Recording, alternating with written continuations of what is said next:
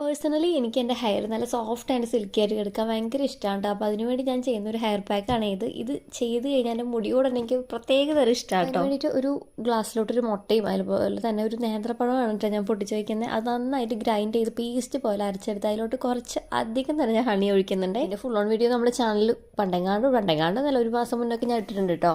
അപ്പോൾ ഇതുപോലെ ഒരു ഫോമായിട്ടൊരു രൂപത്തിൽ കിട്ടും. ഹണി ഒഴിച്ചിട്ട് പിന്നെ നമ്മൾ എന്താ പറയുക മിക്സിയിലൊക്കെ അടിക്കാൻ വെച്ചിട്ട് നന്നായിട്ടൊന്ന് മിക്സ് ചെയ്ത് കൊടുത്താൽ മതി. എന്നും പറയുന്ന പോലെ ഹെയർ പാക്കൊക്കെ ഇടുന്നതിന് പിന്നെ കുറച്ച് ഓയിൽ മസാജിങ് ഓയിൽ മസാജിങ് എനിക്ക് പേഴ്സണലി ഭയങ്കര ഇഷ്ടമുള്ള കാര്യമാണ്. ഒരു 10 മിനിറ്റിൽ ഞാൻ മിനിമം ഹെയർ ഓയിൽ മസാജിങ് ചെയ്തിട്ട് നല്ല ഉറക്കം വരുന്ന നല്ലൊരു സുഖമാണ്. ശേഷം മാത്രമേ ഞാൻ ഈ പാക്ക് ഉണ്ടാക്കാൻ തുടങ്ങുള്ളൂ. അപ്പോൾ അത്രയും നേരം നമ്മുടെ ഹെയറിൽ ഓയിൽ ഇരിക്കുമല്ലോ. അതിനുശേഷം ഈ പാക്ക് എല്ലായിടത്തായിട്ട് ഇതുവരെ ഞാൻ ട്രൈ ചെയ്തതിലും വെച്ചിട്ട് ഏറ്റവും നല്ല എനിക്ക് ഇഷ്ടപ്പെട്ട ഒരു പാക്കാണിത്.